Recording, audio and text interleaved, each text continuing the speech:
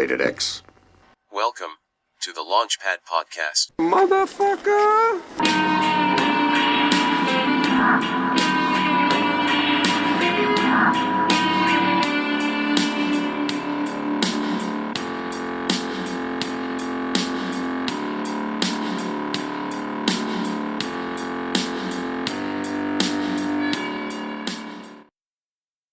I'm Zach Long, and welcome to the Launchpad.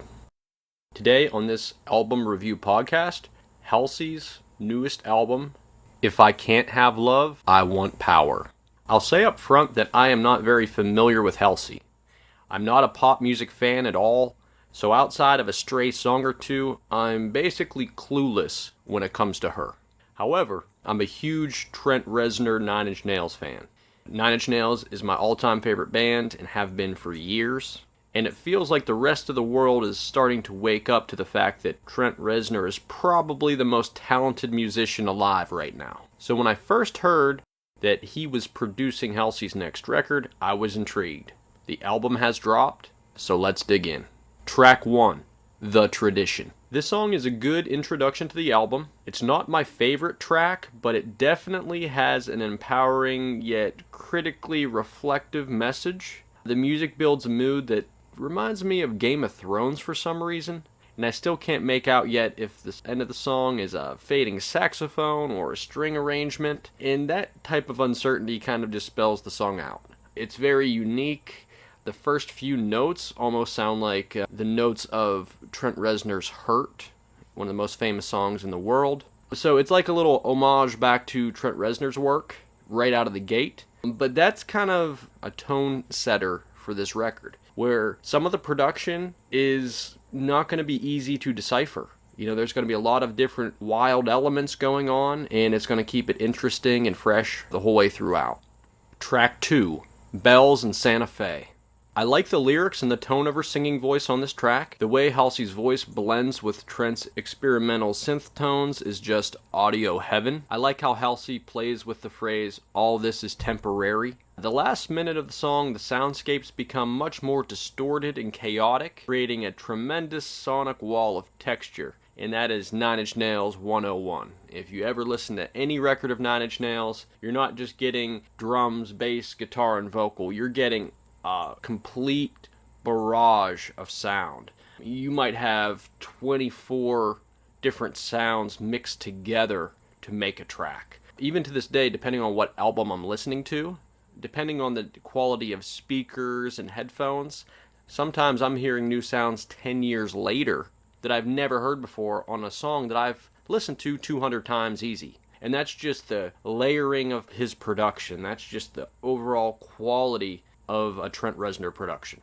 Now, when I say Trent Reznor, Atticus Ross, his longtime collaborator, has also been involved in this record.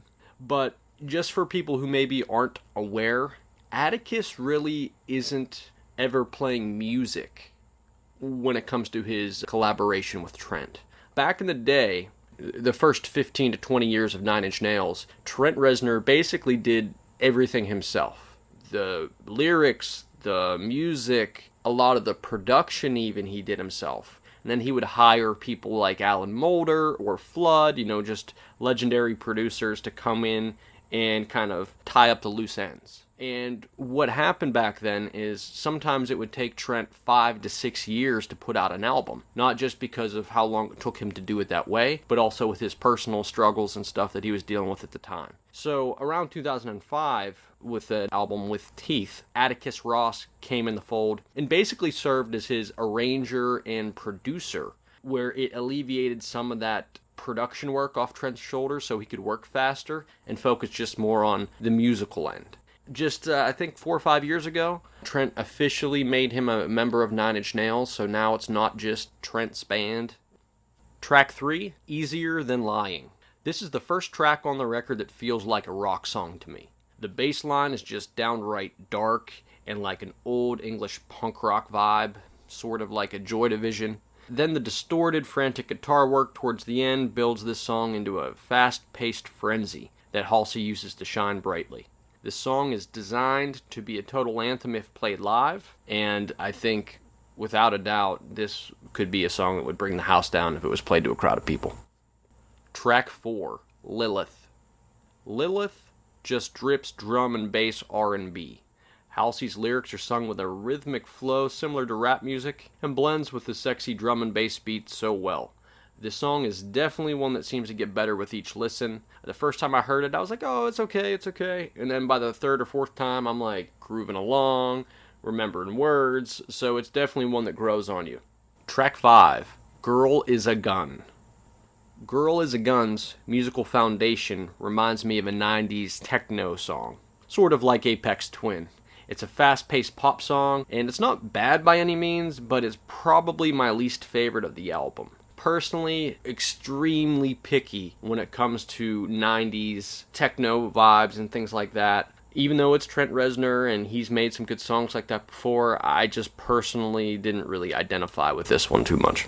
Track 6, You Asked for This. The vibe of this track harkens back to Easier Than Lying in terms of how the song is laid out in a more rock fashion, but in comparison, this track is a lot more upbeat. It instantly reminded me of Karen O and the Yeah Yeah Yeahs. I could see this becoming a live anthem for Halsey's future performances. It has a wide showcasing of her voice and a lot of musical dynamic transitions throughout. It would be a killer song to see played live. Track 7, Darling.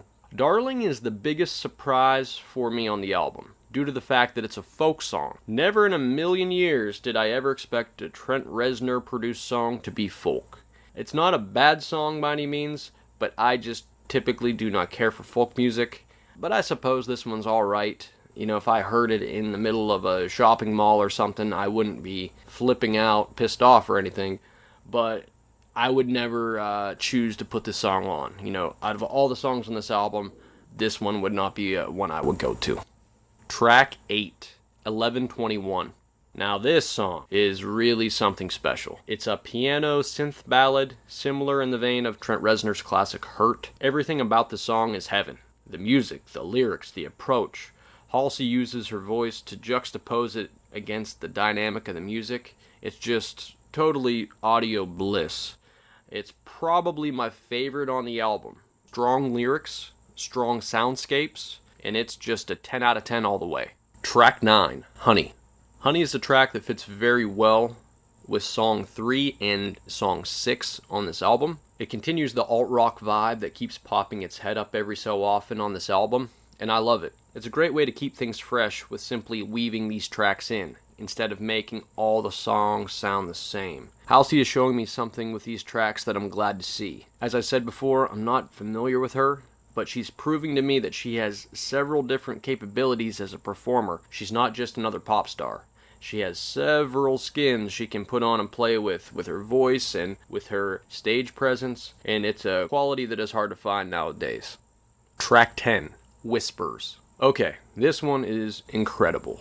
The momentum that builds from the music and how Halsey's vocals carry the emotional weight that the lyrics are trying to convey is just an outstanding union. When I first heard the album was being created, my greatest hope of what to get from it was a track like this. Whispers is absolutely dynamite.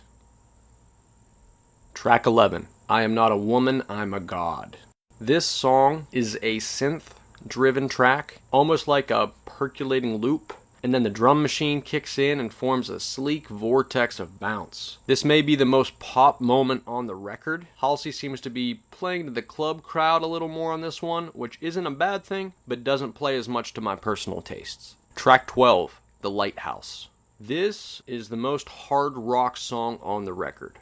You can hear Trent's background vocals on the outro, which I really dig, and the song ends with a distorted guitar scratch noise. Halsey's vocals seem to have a sort of industrial effect in parts on this song. It almost pulls back to some mid-90s industrial vibes that Trent helped popularize back in the day. This track is in the running for my favorite off the album. Track 13, Yabernie. I hope I pronounced that right. This song is a finale to the album and has a daydreamy bass line that drives the record home. If this track had an instrumental version, you could swear it was an interlude of Nine Inch Nails' 1999 album, The Fragile. Halsey's voice seems to be a lot more natural in tone on this track. I don't hear any of the previously distorted vocal effects that were present. It feels as if this album reaches its conclusion with a sense of peace and legacy after trudging through the muddy waters of the darkness that came before. So it feels like a sort of happy ending. Now, I will say, I found out after writing the initial review that there was a bonus track called People Disappear that was only available on the Target album purchase. I must say, holy fucking hell. How did they decide, of all the tracks on this album, that this one would be a bonus instead of on the official album? Like, I am blown away by that. This is, without a doubt, in the running for the best track off the album. It's dark, it's psychedelic, it's just the absolute peak of what this collaboration can pull off. There's this beautiful grand piano part that plays in the outro that's just amazing. I just cannot believe that this song wasn't on the official traditional release. Like, I don't believe you can even get this song on Spotify or Apple Music or Amazon Music, and it's just a damn shame. I mean, some of the songs on here, I'm not trying to trash any of the songs I didn't really care for, but like, why didn't you put the little folky song as a bonus track? I feel like most people wouldn't really give a damn about that song. But People Disappear is just amazing. So if you're listening to this review and this bonus track situation is just complete news to you, taking you off guard, stop what you're doing right now, go listen to that song, because it is absolutely amazing. Okay, my final thoughts. As someone who is new to Halsey, I feel like this was the perfect record for me to hear first because of my attachment to Nine Inch Nails. And yes, a lot of the reason that this album is so good is the unpredictable yet hooky musical score.